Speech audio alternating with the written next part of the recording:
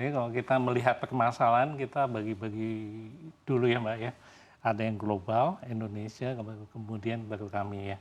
Kalau di global sendiri kita tahu bahwa ini perang kan dulunya Ukraine sama Rusia aja. Tapi kan nambah lagi ya Hamas dengan Israel. Ya, tentunya itu investor akan berpikir mereka akan save the money dengan ke investasi yang lebih defensif ya. Jadi mereka akan pindahin ya. Ya, kalau kayak begitu tentunya walaupun Indonesia, ini ngomong Indonesia, perekonomian kita sangat kuat sekali kan. Fondasinya sangat kuat, terus kemudian mengenai cadangan devisa udah sempat sampai 145, walaupun sekarang turun ke 135, terus kemudian dari fiskalnya juga kita bagus ya. Sebetulnya itu menarik. Tapi karena situasi yang begitu, mau nggak mau mereka ada capital flat ya iya. Karena mereka juga pengen yang aman. Nah, bagi dana pensiun sendiri, ini industri ya, bukan hanya DPPC, kita melihat bahwa sebetulnya kita ini kan mainnya kan di Indonesia, Mbak. Kan kami nggak bisa main di asing ya. Jadi seolah-olah kami ini bermain lokal. Kalau lokal tentunya kami nggak ada masalah. Sepanjang situasi politiknya terkendali, semuanya berjalan dengan baik, kami sebetulnya nggak terlalu efek dengan kejadian di global. Hanya yang jadi permasalahannya adalah bahwa sekarang ini asing ini kan sudah mulai turun nih dari SBN aja ya, government bond mungkin nggak bisa dilihat dari chart ya, itu sekarang kan tinggal 15%, dulunya kan 40%. Jadi kan semuanya kan lokal nih Mbak. Jadi at least kami sih nggak terlalu pengaruh sana, tinggal permasalahannya lah di Bank Indonesia sendiri.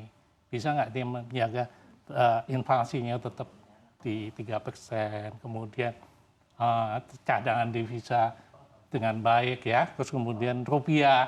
Tapi kalau rupiah mulai lemah, ya kemungkinan sih seperti yang tadi dikatakan, kemungkinan sih BI juga akan menaikkan ya pada triwulan yang keempat ini. Itu pandangannya dari sisi Indonesianya. Kalau dari kami sih sebenarnya nggak banyak berubah. Karena gini, kalau untuk dana pensiun ini, tiap dana pensiun itu unik. Nggak bisa sama antara satu dengan lain. Karena kami di PPK, IP lagi, iuran pasti.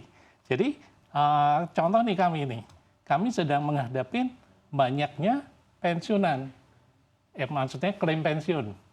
Karena kami ingat pada saat kita krisis tahun 2000-an, itu pendiri kami sempat zero growth untuk karyawan. Sehingga akhirnya 25-30 tahun kemudian, yang masuk saat itu sudah mulai pensiun. Gajinya kan udah tinggi-tinggi, Pak. Kemudian diganti sih. Nanti kalau kita lihat di kepesertaan, kami nggak banyak berubah. Tapi penggantinya ini kan ada gap di gaji ya. Sehingga itu yang kami hadapi, kalau kami banyak yang pensiun, tentunya kami akan nyiapin likuiditas. Baru kemudian sisanya baru kita ngomong investasinya. Investasi kami bagi-bagi menjadi kebutuhan jangka pendek, jangka menengah, jangka panjang. Kalau jangka panjang, kami nggak ada masalah. Yang bermasalah adalah jangka menengahnya ini. Tergantung kebutuhan dari likuiditas. Kalau likuiditas, sebetulnya kalau bunga naik nih, sebetulnya seneng nggak sih bagi dana pensiun? Seneng juga sih. Karena kan ada returnnya bertambah ya. Tapi kan bukan permasalahan ini seneng atau enggaknya bagi dana pensiun. Nah, kemudian kalau dari dana likuiditas kami cukup, kami kan nggak ngapa-ngapain yang di dana menengah. Dana menengah itu biasanya isinya adalah reksadana, obligasi, dan saham ya. Saham yang AFS, SPN yang AFS gitu. Baik, Pak Budi, kalau kita melihat yield SBN kita yang 10 tahun, ini kan juga semakin tipis bedanya dengan US Treasury begitu. Lalu apakah ini juga akhirnya menjadi satu pertimbangan tersendiri untuk investasi yang berada di dapat? Betul. Terutama yang jangka menengah yang tadi Bapak bilang. Iya, betul. Itu sih sebenarnya time to buy ya bagi kami ya. Karena kalau sekarang ini untuk SPN sendiri, tadi ya kita ngomong bahwa lokal sudah tinggal sedikit, sekarang ini kan jadi tinggal turun kan harganya ya, dengan yield naik tentunya ini SPN akan turun. Sebenarnya time to buy, balik lagi masalah likuiditas. Sepanjang kami bisa nutupin likuiditas dulu, kami tutup, langsung nih Mbak, kami ambil sih yang tadi SPN nanti. Baik, tapi sebenarnya likuiditas di DAPM BCA ini seperti apa Pak situasinya saat ini? Apakah memang masalah yang tadi Bapak sampaikan ini membuat likuiditas ini menjadi sebuah kewaspadaan saat ini? Sebetulnya kami nggak masalah. Hanya kami kan tetap menjagain yang dana pensiun itu yang paling penting adalah kelancaran dari pembayaran manfaat pastinya. Manfaatnya pensiun ini yang kita mesti pastikan dulu. Kalau itu aman, ya aman. Nah, permasalahannya aman atau nggak aman tergantung dari situasi dari tadi ya, banyak yang pensiun atau nggak. Kalau untuk pendanaan sendiri, kami itu sebetulnya sudah coupling. Maksudnya, ini yang untuk kebutuhan tahun depan, bulan depan, ini 3 bulan lagi, kami udah tahu yang akan pensiun. Kami ke sana. Nah, kalau ngomong likuiditas kami sih baik-baik aja. Buktinya apa? Aset kami naik. Itu sih, Pak. Jadi hanya kekhawatiran kita mesti ngamanin likuiditas dulu, sisanya kami pasti cari yang lain. Gitu. Bagaimana dengan peserta baru? Apakah pertumbuhannya juga cukup signifikan? Karena kalau tadi Bapak bilang sebenarnya yang harus diutamakan itu adalah yang mau pensiun begitu. Tapi bagaimana dengan pertumbuhan yang baru ini? Ya, pensiun yang mau pensiun, pegawai yang mau pensiun, itu pasti ada replace dari pendiri kami. Ini ada replace. Namun permasalahannya kan bukan jumlahnya aja Mbak, gap-nya itu loh Mbak. Yang pensiun kan posisi kan udah tinggi-tinggi, yang masuk kan baru entry level. Nah permasalahannya kan di dananya itu saja sih. Tapi kalau untuk jumlah orang, rasanya sih hampir sama ya. Memang sempat menurun pada saat COVID ya, COVID dan itu, terus kemudian waktu itu boom mengenai apa yang digital itu memang banyak yang keluar juga karena mereka pindah ke sana ya. Tapi sekarang ini rasanya balik lagi. Kami staffnya di 22.000. Tapi 22.000 karyawan ya kami dari pendiri ya. Baik, bagaimana dengan rentang mungkin peserta yang sudah akan memasuki tahun pensiun? Ini ada di rentang berapa sih Pak jumlahnya kalau boleh tahu? Oh gini, jadi kalau ada ketentuan OJK dulu sih sebetulnya.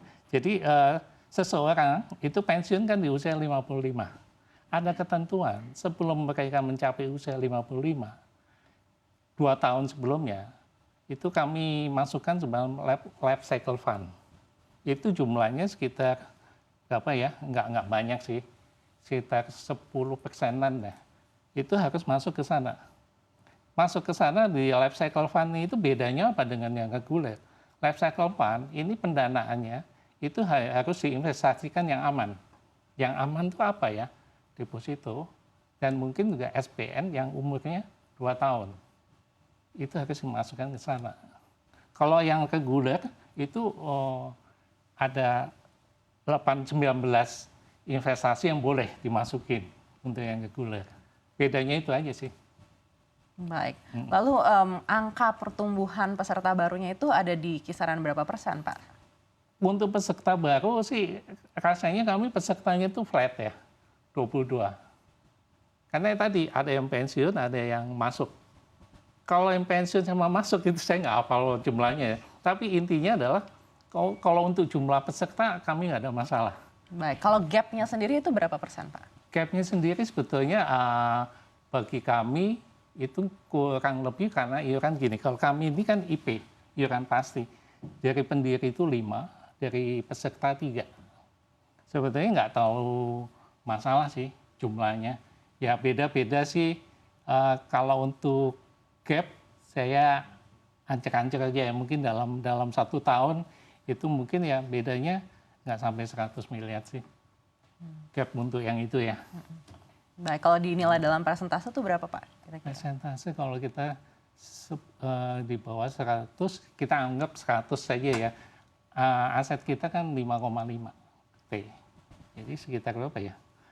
0,05 ya. Baik, Kecil 0,05 ya.